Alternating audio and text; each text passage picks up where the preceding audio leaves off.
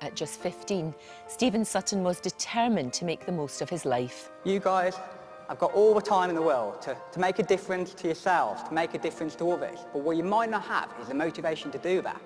Well, you can't give me your time to make me live longer. But what I can try and do is to give you a bit of my motivation. Once his disease became terminal, he launched the Thumbs Up for Stephen campaign. Celebrities like Jason Manford and John Bishop all got involved, and even the Prime Minister showed his support. He was determined not to waste a minute, not to waste an hour or a day, and I can hardly think of anyone I've met with such a zest for life. After raising over £3 million for charity, Stephen lost his battle last May. He was just 19. Now, Stephen's father Andy is working to raise awareness about bowel cancer and encouraging people of all ages to spot the signs. What a remarkable young man. Stephen's dad Andy is with us now, along with Deborah Alcinia from the Bowel Cancer UK. It is so good to see both of you. How are you doing? How's the family doing? I mean, it's nearly a year now, isn't it? Yeah, it's coming up to May, so you have to take things a day at a time, don't you? And the old adage is time heals and as time goes by. But it's helped by the things that are still happening in Stephen's name. Exactly. The legacy is remarkable. I mean, what are we past 5 million now? Yeah. £5 million, that is just extraordinary, the good that money is going to do.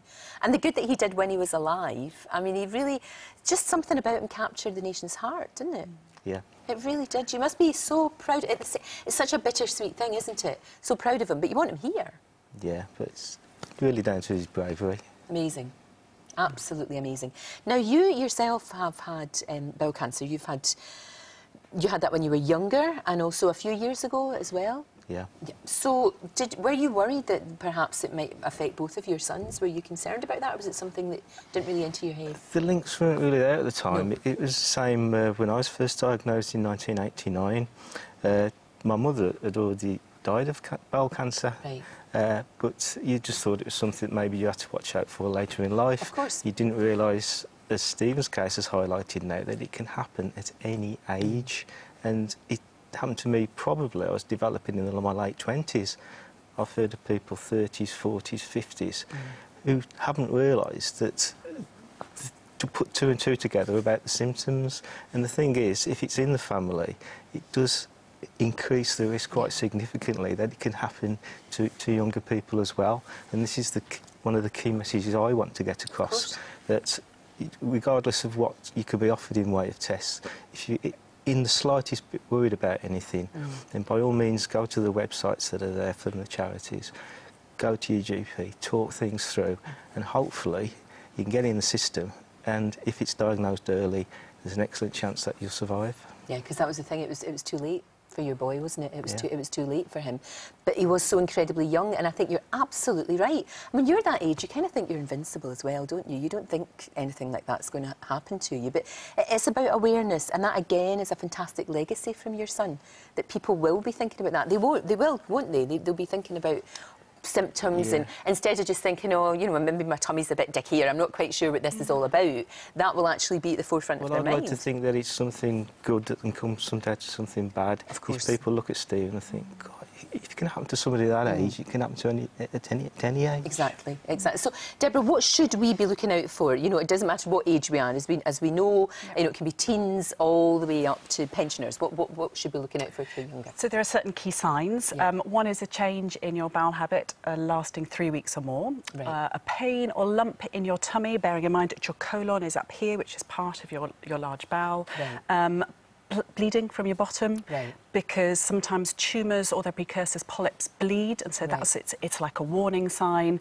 And then unexplained tiredness, often caused by iron deficiency, anemia, or unexplained weight loss. So those are the kind of 5 key signs. And if people experience some of those, go to your GP, get checked. And if you have a strong family history or a genetic condition, as Andy does, a genetic condition called Lynch Syndrome, it's really important you tell your GP and that you're tested for that.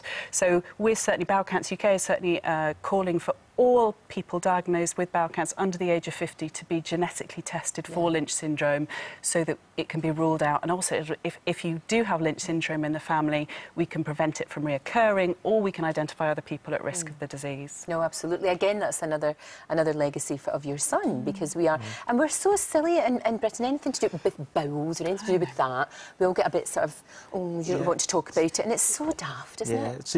It's sort of the fourth generation in my family. And it's only this last sort of 5-10 years that it's even really been heard of. But I was lucky the second time, as much as I did know the symptoms and I spotted something wrong. And even I went straight away, but even then it was a lot more advanced than I would have ever thought. So, you know, another few months could have been completely different just by thinking, oh, well, I'll leave it another month. It might be nothing. So I've really got to encourage anybody who's got any of the symptoms Deborah's said about. Go and check it out. If in doubt, check it out. Too right. Thank you both so much.